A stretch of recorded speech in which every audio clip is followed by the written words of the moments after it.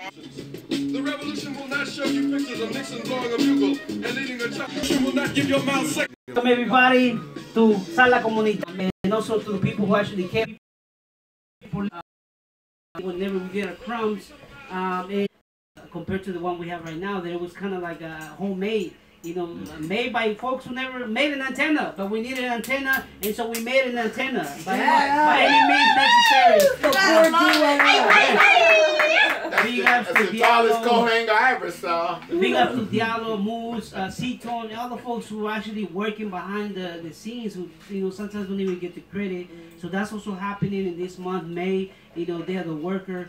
And as some of you guys know who are here in the meeting for the Homefulness Revolutionary Construction Project, we are moving forward. As some of you guys were able to jump over some of the trenches. Yes, there are trenches being made right here, Homefulness, where we're installing the gas, the electrical, the water. Again, you know, to be able to house our folks in these times where so much gentrification is hitting the Bay Area. So that's also, you know, something that is moving slowly but surely. We also were able to just bring in the plumbing, the electric. With our own definition of sex today, you know about, you know, the bombing. Hey, what's up? I'm just gonna stand torture. And be heard. That's it. Because we poor folks. Leroy said it. There's a lot of powerful indigenous media on that. Don't need research investigations, no matter about us without us. So thank you. Give us back our land. Shout out our online magazine and all the stuff that we do. And so again, Liberation Media. All that to say, we're going to start with the paper that just came out.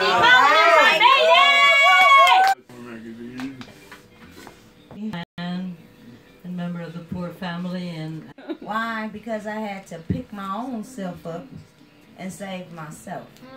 Everything that I need, everything that I want is already inside of me.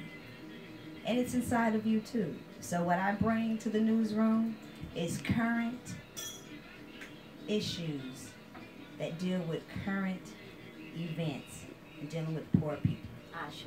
Woo, woo, woo, woo, woo.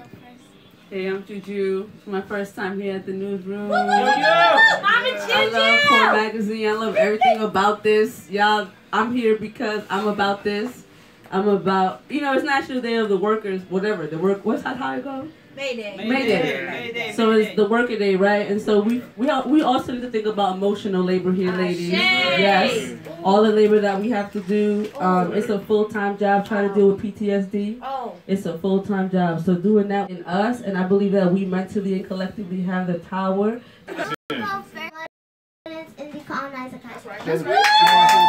Across the border, Chocan, Mexico, without the janitors, bacteria will spread in the hospital. So ain't no devil, ain't no demon forces up in here whatsoever. And I got revolutionary. If you happen to fall, get your ass up or get out the way, because we're not perfect.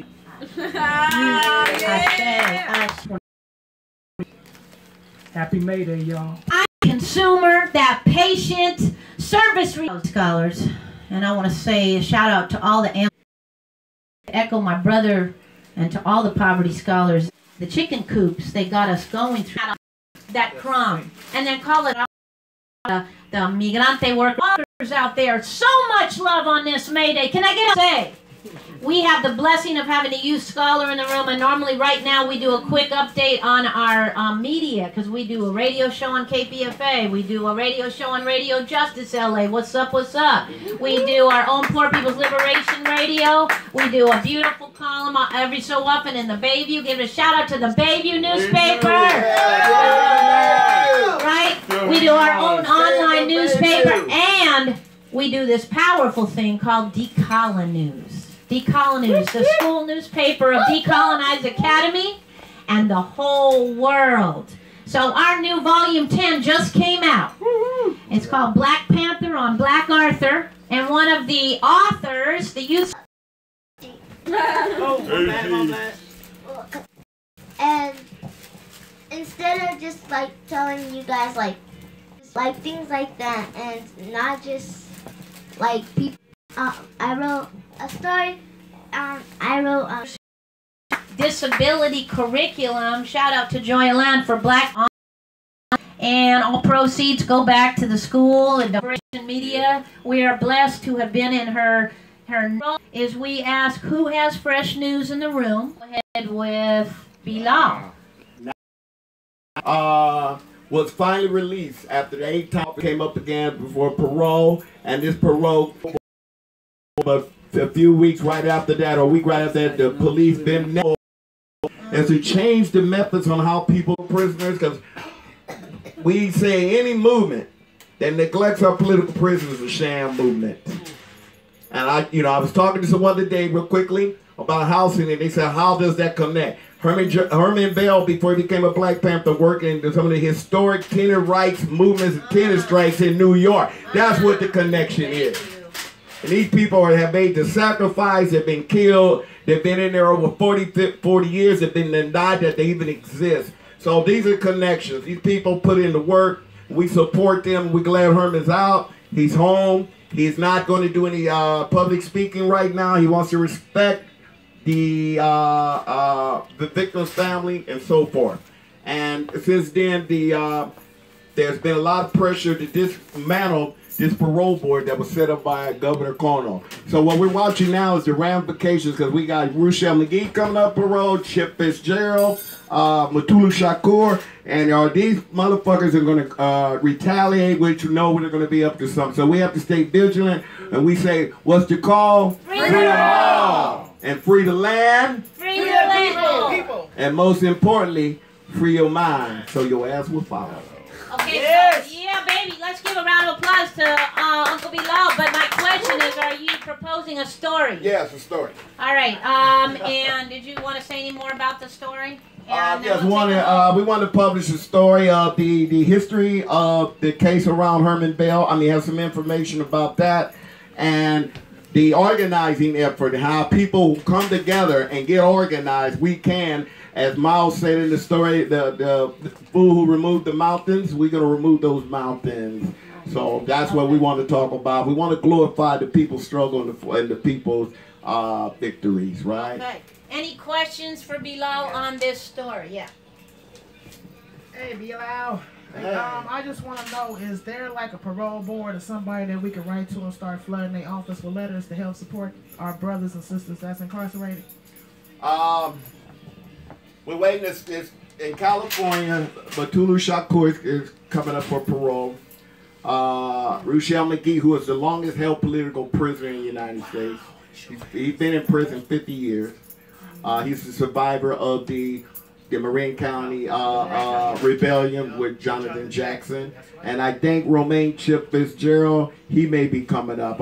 Now, Rochelle McGee, there was an order signed by the governor of the state of California about releasing elderly prisons. Yeah. And Rochelle's going on, I think, 80 almost. So there's been a mandate to let these people that do not pose a threat. But the police unions have gotten so much power, and they're central to policies. They're dictating to these parole boards, which don't need a lot of dictating. They're not to release these people. So we're going to have to be vigilant, and we're going to have to start talking about, like I said, the composition of the parole boards is basically pigs. That's all it is pigs, or pig lovers. Exactly. You know, people love the pig. Right. So, I like that cat. yes, people can't get off them pork chops. But we need to start thinking about, again, community control of the parole board, and put people from the community on those parole boards who can relate to these folks, who are their peers. So that's what we need to do. To write the letters and all that's good, but let's get some people on there. Let's change those compositions. Okay. Get rid of these let's clean up the pigsty. Anybody else questions for Uncle Bilal on this? Any other questions? And we ain't put it back. We ain't playing. No one's in there. Watch out now. Okay, so My question is, we're going to take a vote on it. I want to tell people in the digital streets that you can vote in too by hitting the like button when we put the vote. Basically, we take a vote. Is it a Poor Magazine story? Yes. For folks just tuning in, again, Poor Magazine story means something on racism, disability, plantation incarceration resistance. So, on the count of 3, 2, 1, is it Poor Magazine story? Show of hands. Yeah. Okay, we got a unanimous, and from the people watching and listening, yes, we got likes, so it's a yay. All right.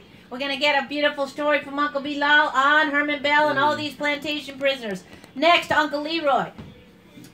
So, there's 2 stories. I might only do one, but I have to talk about both of them. One is that I've been researching this for the last 5 years, but it's been going quickly all through the U.S. is the registry for police. They're popping up on digital registries, and it's going through like every city. You know, and then wealthy parents, white parents are agreeing with it. So basically, you go to the police and you register your disabled son or daughter. So yeah. To what end are they claiming? They said that, you know, it'd be a good way to know about their disability. That sounds like discriminatory. Yeah. Like clearly outright unconstitutional. It's voluntary, but still, it's popping up in like every city now. Baltimore, New York, every city. So, and of course, a lot of police brutality.